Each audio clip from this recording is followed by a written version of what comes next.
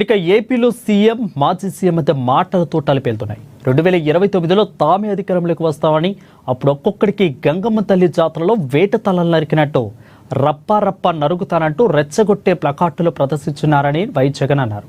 ఏదిగా రప్పా రప్పా నరికేస్తామంటే ఊరుకోవాలని CM Chandrababu Naidu ప్రశ్నించారు. ఒకప్పుడు రాజకీయాలకు నేరస్తులను పక్కన రానిచ్చేవారు కాదని అన్నారు. విచిత్రమైన మనస్తత్వాలు ఉండేవారు వైసీపీలోనే ఉన్నారని అన్నారు చంద్రబాబు. ప్లకార్డులు పట్టుకుని చంపేయండి, నరికేయండి అని అంటారా అంటూ కౌంటర్ ఇచ్చారు చంద్రబాబు. జాతరలో పొట్టేళ్ల తలకాయలు కోసినట్టు రప్ప రప్ప రప్ప రప్ప రప్ప రప్ప రప్ప రప్ప నరికేస్తాం. అదొక పోస్టరా? సినిమా డైలాగులు పెట్టినా కూడా తప్పేనా? అసలు డెమోక్రసీలో ఉన్నామా, డెమోక్రసీలో లేమా స్వామి మనం? ఇది నాకు అర్థం కాదన్నా. టీడీపీని రప్ప రప్ప కోసేస్తానని కూడా అంటున్నాడని కూడా సంతోషపడదాం. నిజంగానే బాధ ఉంటుందేమో కదా వాళ్ళకు కూడా. ఆయన ఆక్రోశం చూపిస్తూ ఏమన్నాడు, ఏ జాతరలో? గంగమ్మ జాతరలో పొట్టేళ్ళు తలలు నరికినట్టు రపా రపా అని నరుకుతానని చెప్పి ఆయన అంటానంటే దాని అర్థమైంది. మరి కొంతమంది మనం చూస్తూ ఉంటాం, అన్నిటి డిస్టర్బ్ అయిపోయి ఇంకొంతమంది క్రైమ్ విపరీతంగా వాళ్ళ ఆలోచన నిద్ర లేస్తే క్రైమ్ లేకపోతే బతకలేరు.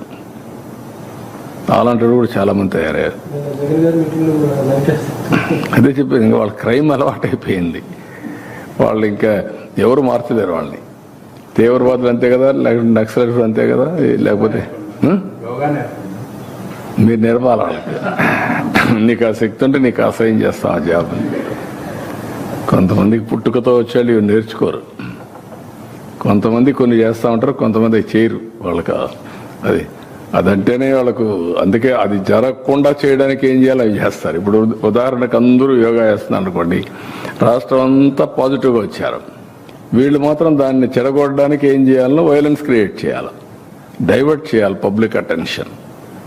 That is their art or their intentions.